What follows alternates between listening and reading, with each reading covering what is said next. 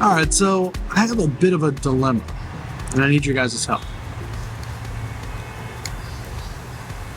In general, the 24-105 f4, do you guys think that this lens, or these lenses in general, are becoming obsolete now that they've released the 24-105 f2.8?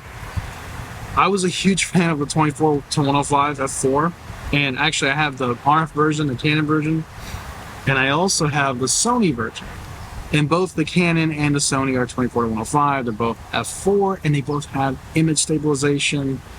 Honestly, I think for run and gun, for just doing video work, these were probably my go-to most favorite lenses to use. If I could only take one lens with me, it was the 24-105 f4, because although you're not going to get that shallow depth of field as much as you would with the 2.8 or the low light capabilities, you had that extra punch when it came to the focal length, and then you had image stabilization, all that great stuff. So I just felt like they were a great value. Now, as we know, for Canon in particular, Canon has released the 24-105 f2.8. It's super expensive, but it still offers image stabilization, and God, I'm so tempted to get it. Like, I really, really want it, but do I need it? I don't think I'll need it, but it's going to solve a problem for me, because, okay, where I stand right now, for example, on the Sony a7S III, I'm using the Sigma 24-70 f2.8.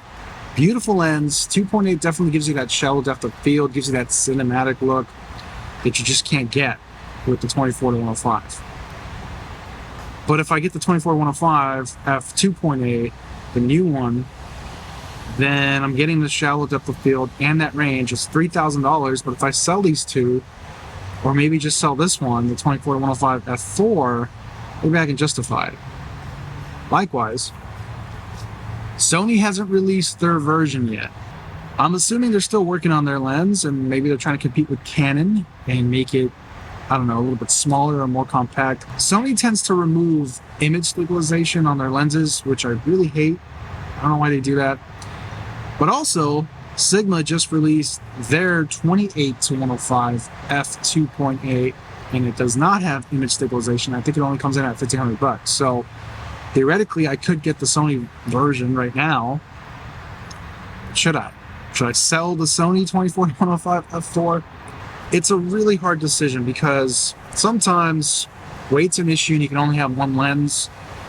And I do feel like the 24-105 f2.8 is kind of replacing both the 24-70 and the 24-105 f4. But the price is pretty expensive. And then, what about the minimum focus distance? That might be an issue too. I don't know. I'd love to hear from you guys. Are you guys having the same dilemma? Are you considering getting the 24-105 f2.8? Do you think I should just bite the bullet? That's it from you guys. I'll catch you in the next video.